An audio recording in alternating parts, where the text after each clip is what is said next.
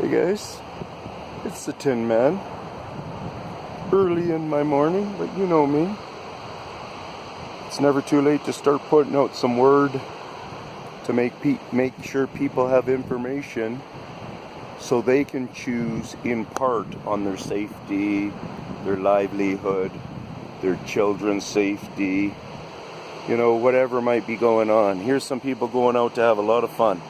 And that's what we want to be able to do, is have lots of fun. So I want to teach you about rock shifting. And I happen to be in a great spot if you look at all the man-made rocks walls here, okay? See, and then there's another one even down there. One quick thing I want to note is I'm going to check over there in a moment and just check out that small fracturing and see if we come up with anything there.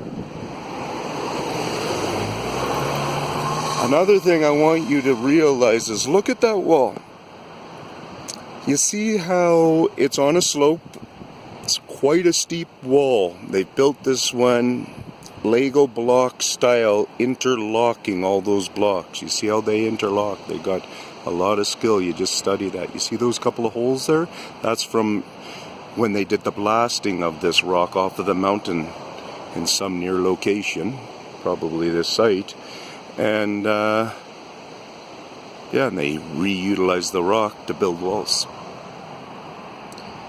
Well, if we look right here in this section right here where we're standing, you see how it's well folding, leaning back there, and nothing really protrudes.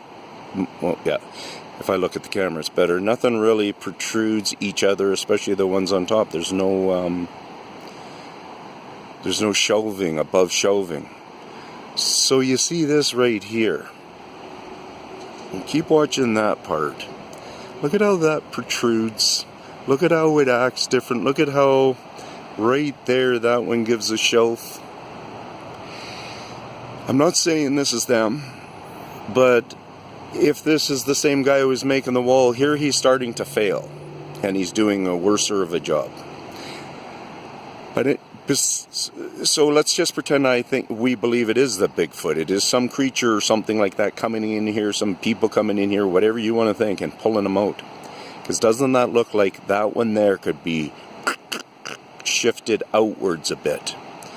You know, from the outside. You think about you being strong enough to be able to just pull out one of those big blocks, and think about how you would rock it back and forth and shift it and just ease it out over time. Maybe in a couple of months it ends up on the ground. Maybe that night you decide to make it come down to the ground. Those are your calls. Anyways, I'll show you a couple of other silly things. See that big void there? They're only starting, where I am is I'm in the back of Whistler. I see a lot of stuff that they're doing, but if I come up to a huge, just say natural cliff system like this, they haven't mucked with it tons. They've mucked with it and messed things around, and lots of evidence of their grinding, their chipping, their, what do you call it, wedging, their prying. But, you know, I can't film everything.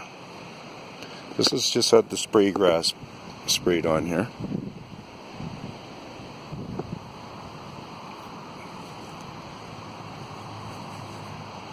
So, this may have very well been there, this rock, and it may have well been left in this condition. But think about it, there's going to be a fair amount of rock that they probably cleaned out of here to build this road and do whatever they did. So they chose to leave this rock without doing that little fracking cleanup, like take the bucket and just scrape at that a little bit and clean off all those chunks and expose a bigger, more contained piece. Like, you know, I could go up there and start flaking away with that myself. So see that flaking right there? That's maybe where they were doing one of their